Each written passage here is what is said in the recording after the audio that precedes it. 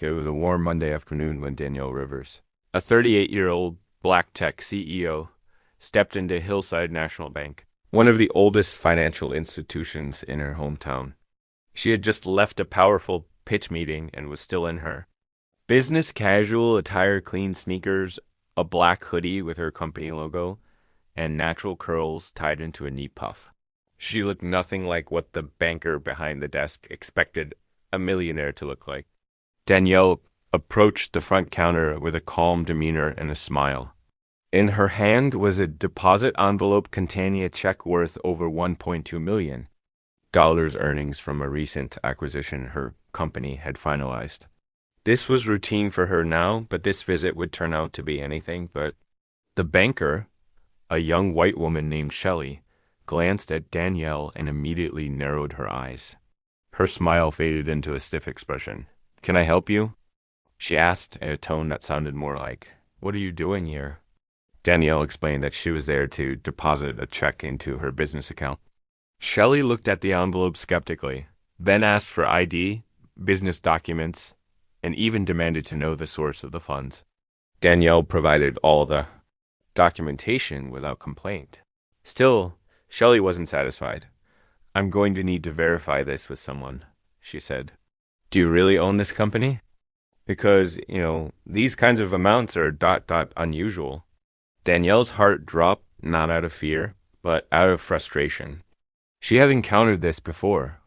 The look of disbelief, the loaded questions, the patronizing tone. She remained calm, but pulled out her phone and began recording. "I'm just curious," she said softly.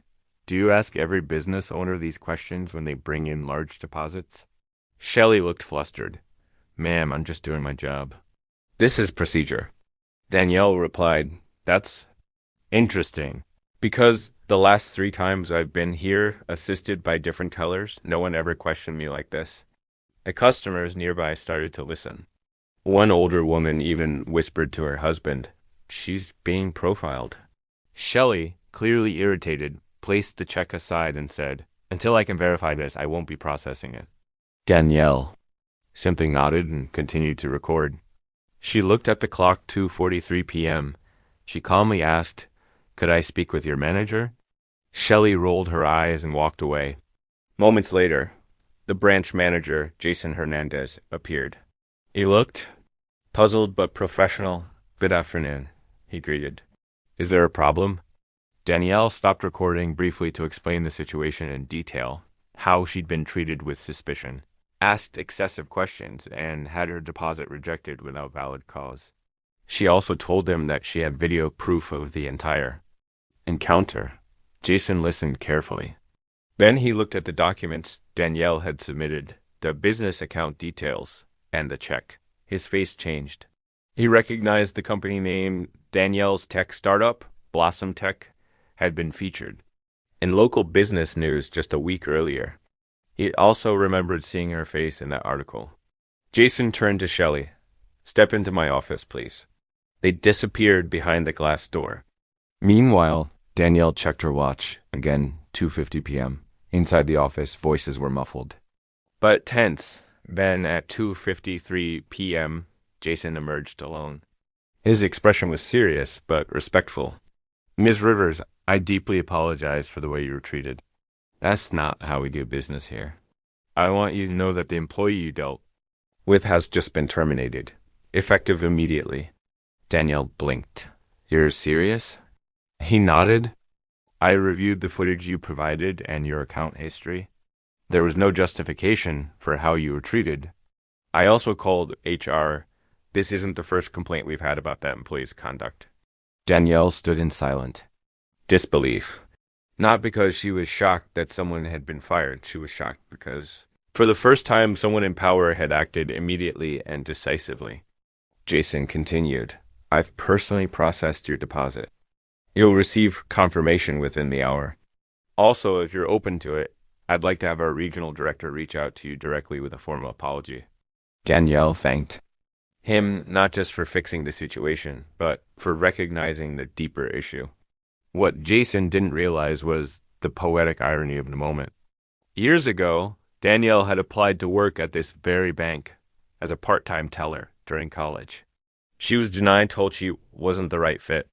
Now, here she was, returning not as a job seeker, but as the CEO of a multi-million-dollar company, a customer they desperately wanted to keep.